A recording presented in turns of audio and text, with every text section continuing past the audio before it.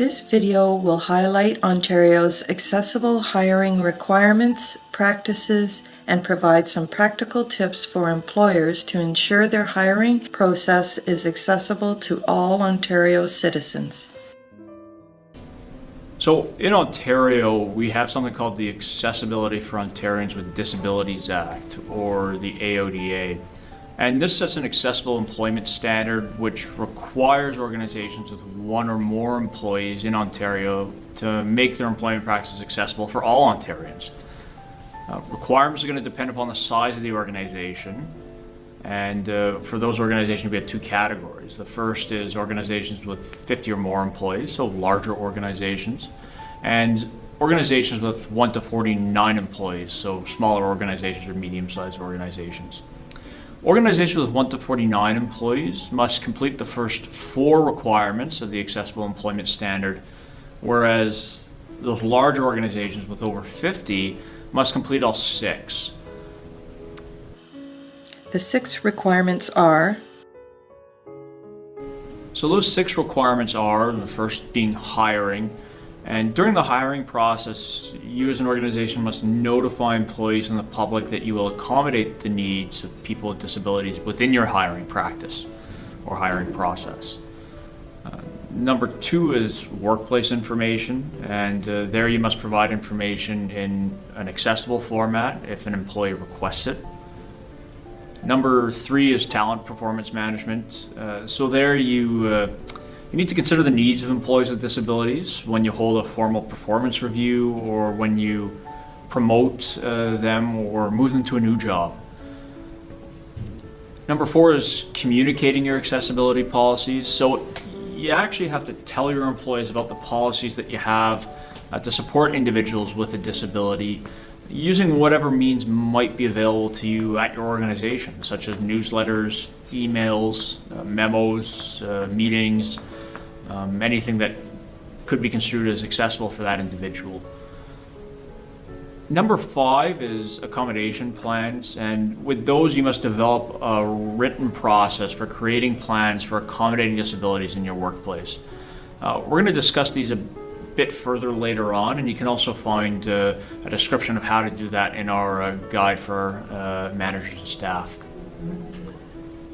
Number 6 is the return to work process, and there you must develop and write a process to support employees who are absent from work due to a disability or disabilities and might require an accommodation upon their return.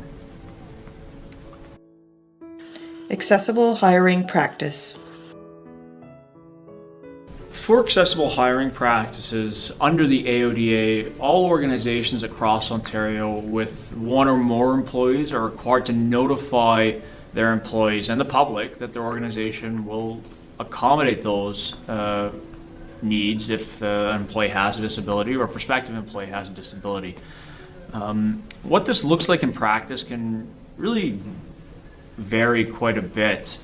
While some may not request an accommodation during an interview, others may require more prep time for an examination, for example, or they might require you to read the questions ahead of time, or they might prefer or require to only be interviewed by 1 person in a safer setting. A good first step in accommodating someone who has disclosed is to ask what they would like to request in terms of an accommodation. It's important to remember that they are not obligated to tell you the nature of their disability, so you're not entitled to a diagnosis or what their diagnosis is. They're only required to tell you about what accommodation they do require. Accommodations are meant to address a symptom or a process related or associated with a disability. This ensures equity in the hiring process. Later on, or when you open up the guide, you'll find some common accommodations that might be used in the hiring process, along with a sample notice for placement and job fact sheets. Common accommodations in hiring.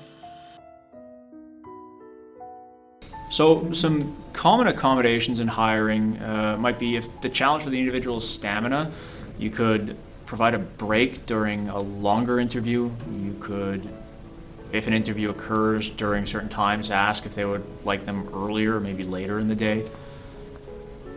You could also, if the hiring process is in multiple parts, or you have multiple stages to that hiring process, you could consider holding it over 2 days. If the challenge for the individual is perhaps concentration, you could pick a quiet room for the interview, right? So something that's out of the way. You could choose somewhere with natural light. You could provide written questions in advance. You could also allow some more time for the interview to occur if that's going to be a concern. If the challenge for the individual is anxiety or an increased stress level, you could maybe only have one interviewer present during that process. If at all possible, you could provide the questions in advance if it's not a test. You could provide the candidate with a written agenda for the day, so what the day is going to look like. You could consider video conferencing or a phone interview if that's more accessible. You could allow a support person to be present if that's something they require. You could also choose a place that can accommodate a service animal, so if they need to bring in a dog or a service animal that they use for their anxiety. If the challenge for the individual is perhaps outbursts or compulsions associated with a disability or mental health concern, then it'd be good to ensure the interviewer is aware that these might occur. Choose a space away from other workers to put the person that's coming in at ease. You could, come to think of it, ask ahead of time if they have certain triggers that might result in a compulsion or a tic, right? So i.e. door handles or certain scents that might be in the office. Sample hiring notices. While we welcome and encourage applications from all individuals with relevant experience, people with disabilities, including people with lived experience of mental health and addictions concerns.